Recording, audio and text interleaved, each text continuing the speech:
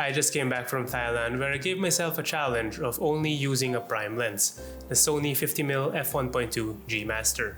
Now, is that really so difficult?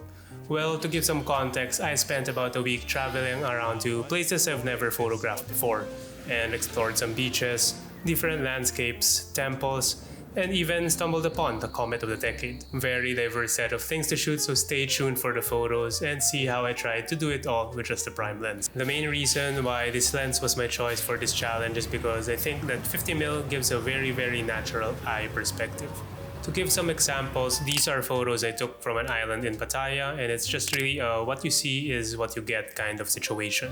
We went to this beach because that's the sort of thing you do in Pattaya, at least in the morning. But it was very crowded, making a wide-angle lens, for example, a poor choice because you end up capturing a very busy frame with lots and lots of distractions. What can you tell about this island? Nice sand, a lot of beauty. A lot of beautiful people. This is where the 50mm shined, in my opinion. Beaches for me are not exactly the most exciting things to photograph. I mean, I do love spending some relaxed time at the beach, but photographically speaking, I find them very boring. So I had to try harder and be creative with my shots. It was good that I came with my friends because they had obvious subjects to focus on to convey the small individual stories of playing around rather than just the beach, and I found ways to isolate them within the frame. Some details I tried to capture during the day were the sweet moments when you give couples their own time, and a very solid reminder of how single I am. I did get comments that these photos look like a proposal was going to happen, so I was quite happy with that. Okay, so currently I am in a place called Kanchanaburi and visiting this cafe called Mina Cafe, which is quite Instagrammable because of how it's surrounded by some paddy fields, and then there's this long road walks leading up to a beautiful temple in the background, and I thought it's going to work out well with the 50mm focal length because what I see is what I get in the photos. So I made Carmen go there because it's a very beautiful frame of frame. Quite a photogenic spot with a photogenic model. One travel downside to this lens is that it's quite heavy at 779 grams, comparatively speaking to other nifty 50 lenses out there, which I think on average weighs around 200 grams. So try to see whether f1.2 is really an aperture that you need in your photography and try to assess it against the added cost and weight of carrying around this lens. But I just gotta say, the shots are of exceptional quality and sharpness. I mean, probably the sharpest lens that I own, and you'll just see details and details in the photos, enough to look into someone's soul. I definitely don't regret buying this lens one bit, but I do find myself having to come up with unique excuses to actually use it, just like making this video.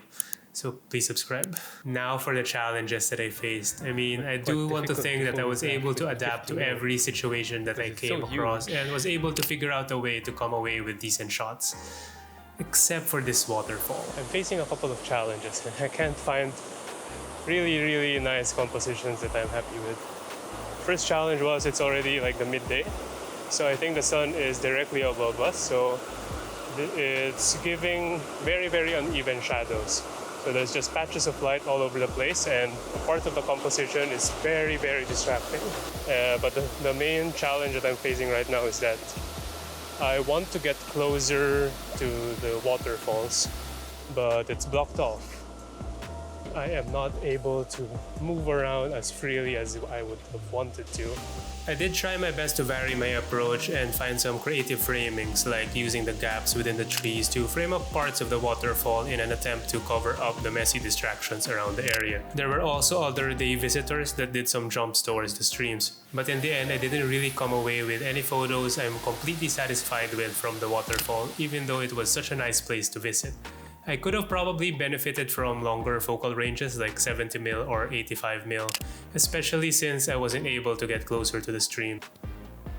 Another place I found difficulty in photographing was this memorial site called the Hellfire Pass, which I visited to view the sunset. It's a spot worth visiting, and I actually highly recommend if ever you're in Kanchanaburi for some history on the harsh working conditions given to the prisoners of war during World War II and walk along this path. From a landscape point of view though, I think I really needed a telephoto lens from this shoot because shooting with a 50mm kind of diminishes the importance of the mountains at the back a bit. think one challenge in just using that prime lens for this whole trip was I kind of have that fear that I'm missing out a lot of perspectives. Like, for example, in this viewing point, it's really, really pretty. And I kind of want to also zoom into the background landscapes because I think the formations are quite stunning. So in these cases, it's a bit of a disadvantage to just use a 50mm lens. I could get away with some cropping and the final results did work out, but since the shooting spot was more or less fixed, all compositions I got were so similar with each other and progressively just improved because of the changes in light and color. In a place like this, varying focal ranges could spice things up a bit. Since I'm using this lens, I just have to say it. Just because you can shoot in f1.2 doesn't mean you have to. Stop being a bokeh whore and opening wide. Just a tiny bit of blur is fine. And I say this with the context that I was traveling and visiting unique locations with the approach to do environmental portraits. This is because I found it quite tough to frame up in enclosed spaces because I didn't really have the ability to move in a lot closer or step away further from the things I'm trying to photograph, and with a constraint of a fixed focal length. So instead of focusing on the place, I found people as my main subject, but showed them within the context of the surrounding. Using a wide aperture and exaggerating on the bokeh will defeat this purpose as you remove the context.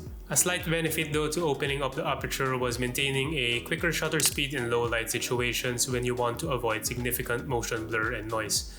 And with these I was quite happy with the indoor shoot from this sanctuary. But there was an even more interesting opportunity that came out when I needed to open up the aperture to photograph the comet of this decade, Tsuchinshan Atlas. I mean, it was completely unexpected just outside the restaurant where we were having dinner and there was some significant light pollution. But I can't really be too picky, right? I mean, this was a once in a lifetime shot. So the comet is a bit smaller than I expected, even using a 50mm, because usually I do astro at very, very wide angle lens. Maybe in this case, like a telephoto would have been a lot better, so you can focus more on the comet's tail.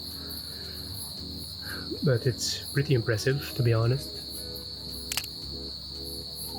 to be able to photograph something like this. Some shots I used f2.8 to even as wide as f2 so I can lower the noise as I cannot really drag the shutter speed for too long. Otherwise the stars and comet will start to trail. One thing I observed from this challenge is that I just learned to live with the constraint and just tried to adapt to the situations that I faced. I didn't fuss too much about the missed opportunities, and I even realized that 50mm is actually a really versatile focal length. It also saved me some time from choosing which lens to shoot in or which focal length to use, and simply just focused on the photography. I definitely wouldn't recommend this for big trips where coming away with the most epic of photos is your main objective. That wasn't the case for me for this one, as my main objective was just simply to become a certified Instagram boyfriend material and correct my target audience here on YouTube. I have a very promising model during this trip. But speaking of epic trips with epic photos, then why don't you click on this video? I think you're going to enjoy it too. See you there. Thanks for watching.